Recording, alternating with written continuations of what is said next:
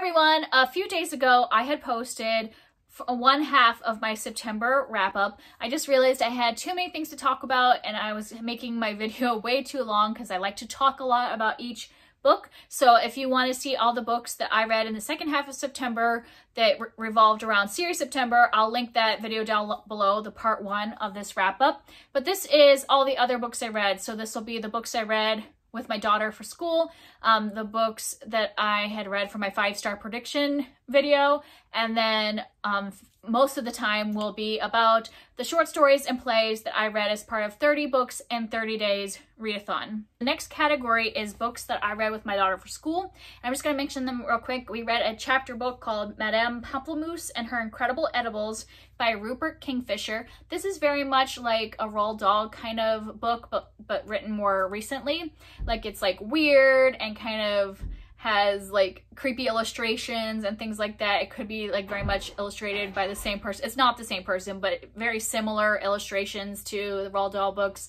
And this is just about a girl whose uncle treats her really badly. She works in his restaurant, and so she ends up going to this other woman's shop who makes like incredible edibles. So like she has weird ingredients like pterodactyl slime and things like that, like just weird things in her food. And yeah, so it's all focused on food. It's in France, in Paris, and I just didn't really like it. I gave it 3 stars. My daughter, who is 6, enjoyed it, but I just thought it wasn't as interesting as Roald Dahl. Like, it had like the weird characters and all that stuff, but just not as interesting. I don't plan on continuing the series as a 3-book series, and I just didn't get invested in any of the characters, didn't find it that fun to read. I was like, it's fine, we read it, we're done. And then the other book we read for school was Dr. Wangari Maathai Plants a Forest by Rebel Girls. Rebel Girls is like, they do a lot of like short story collections about real people and talk about their impact on history and stuff like that. And I'm giving this 3 stars, not because of Wangari Maathai. Like, I think she is very worthy of a biography. I would love to go and read another biography. I just thought this was not a well done biography.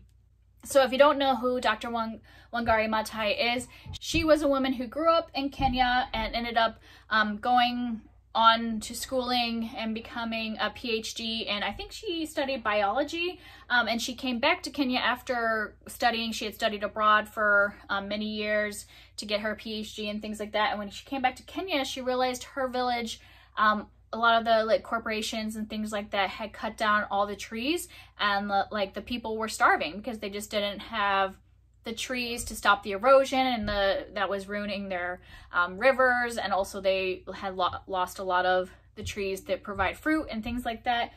So it was her goal to bring forests back to her area of Kenya, and so she just had gotten a bunch of trees and was teaching people in different villages how to replant trees and all that stuff.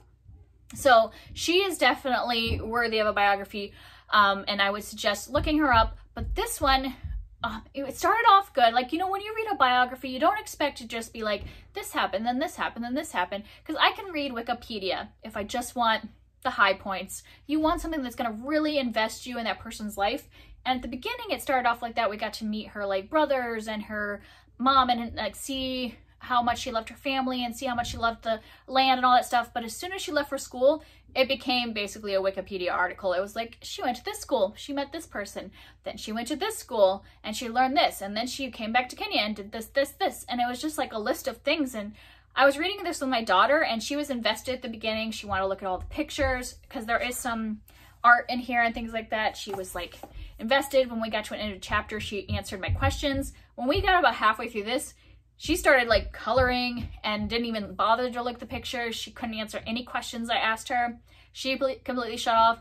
And I agree, I almost set this down and didn't continue, but I wanted her to know about this, you know, important woman in history. So I kept reading, but I think that it would have been better to go and get like a picture book about her, because this was just not a well-done biography. So I'm telling you because I would like you to look up Dr. Wangari Maathai and like learn about her life, just don't pick up this biography about her. And then I read 2 books that were 5-star predictions, so I'm not gonna like talk about them here other than to show you what they are and what prompt I use them for the Volunteer Reading Challenge. But if you want to learn more about what I think about these books, check out my 5-star prediction update that I just posted. It was my last video before this. But I read The Sundown Motel by Simone St. James, and I used this for the Volunteer Reading Challenge for it takes place in the fall, because this all happens in November. And then I read Starry River of the Sky by Grace Lin, and I used this for the Volunteer Reading Challenge for a beloved author. So you can look at that video if you want to see my thoughts. I participated in the 30 Books in 30 Days challenge, and for me, what I did was I decided to read either short stories or plays. So some of these I reviewed already. So I had read 3 stories in the collection called Rue Mesa, which is a collection of fairy tales. I reviewed that in my beginning September wrap up. I read 8 stories from His Last Bow, which I talked about earlier in this video. I read 4 stories from the book His Hideous Heart, which is a collection of Edgar Allan Poe retellings. I'm not going to review that here because I'm going to read the rest of the stories and review it next month.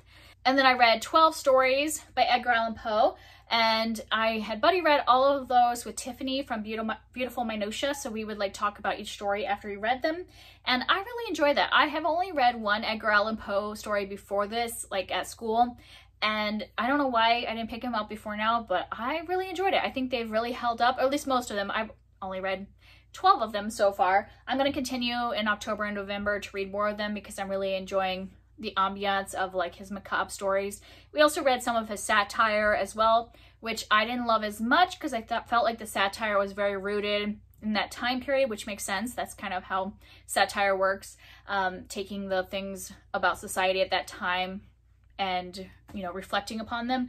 So I definitely think the macabre stories are better. My favorites for last month were The Telltale Heart. It's a very short story. It's only like 3 pages in this collection that I have. Like, you can see how small the writing is, so I guess 3 pages is still a lot, but it's still one of the shortest ones I read, and it just sticks with me. It really just focuses on the atmosphere of what's happening and like what's going on in the main character's mind, so I think it still holds up as a really excellent story.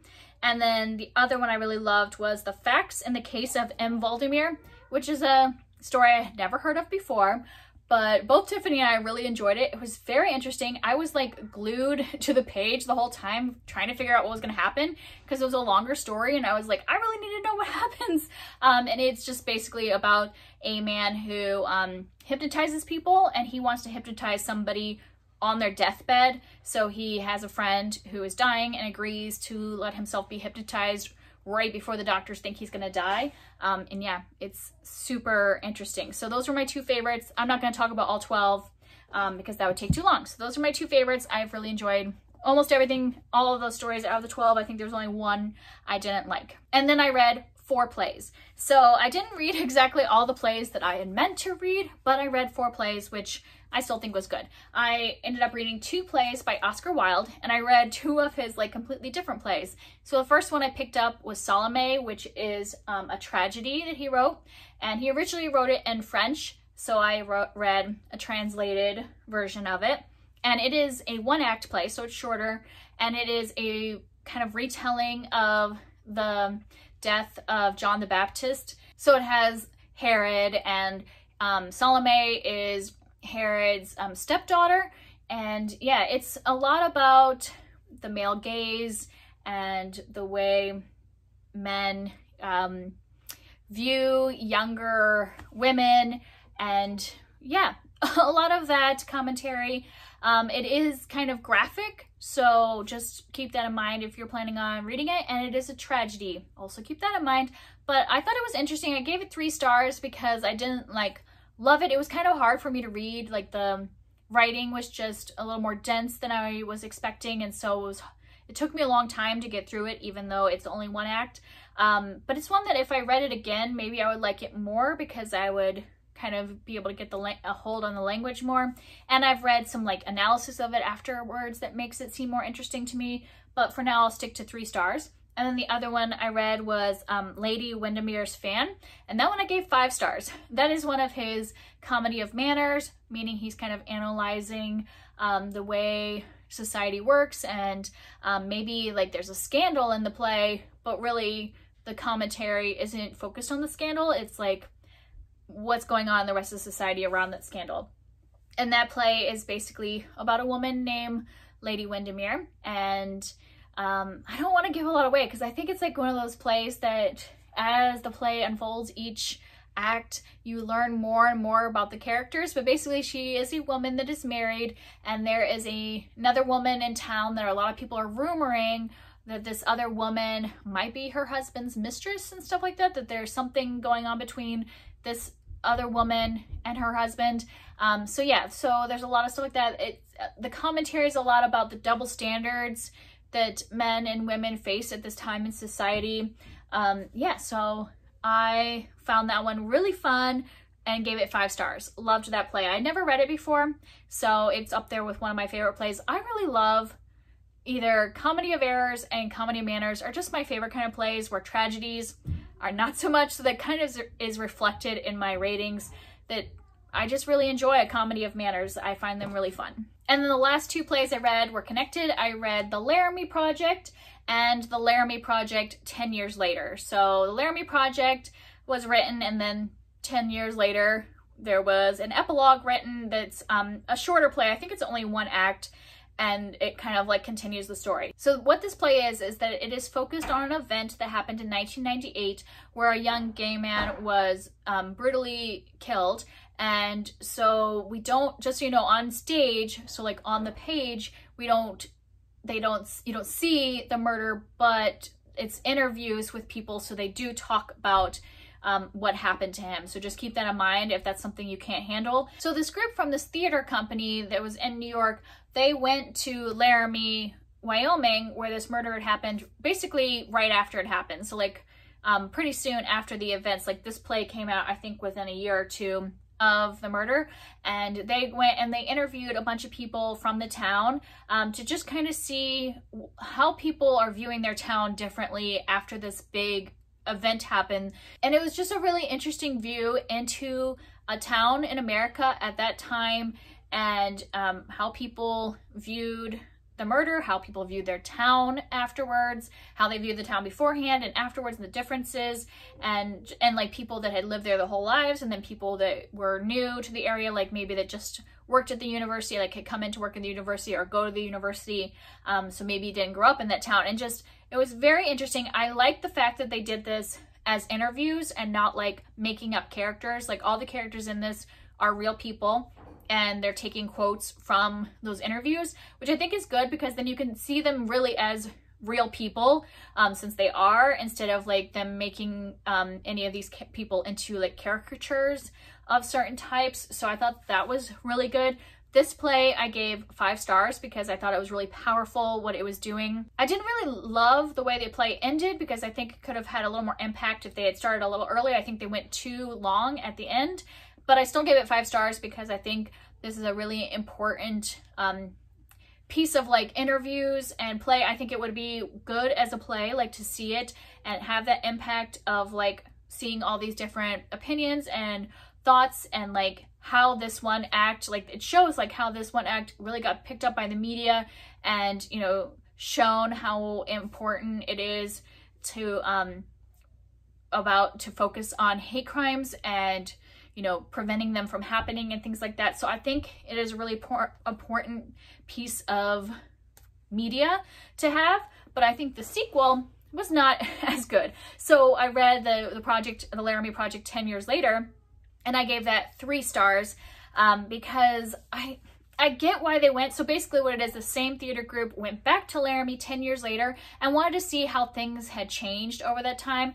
And it was pretty disheartening to see how, you know, how things had changed over those 10 years. And also in that epilogue, they interview the murderers, because they don't interview the murderers in this one. So they get a little more about the story and things like that of what happened that night and kind of why and all that. So I get that why they did why they went back 10 years later, but I think it would have been better as more like a article, or maybe a little nonfiction piece that you would add in when, like, if you went to see the play, like it would be a booklet that would be passed out with the play, or something you would add in the book to read. But as a play, it doesn't work, because it's another play.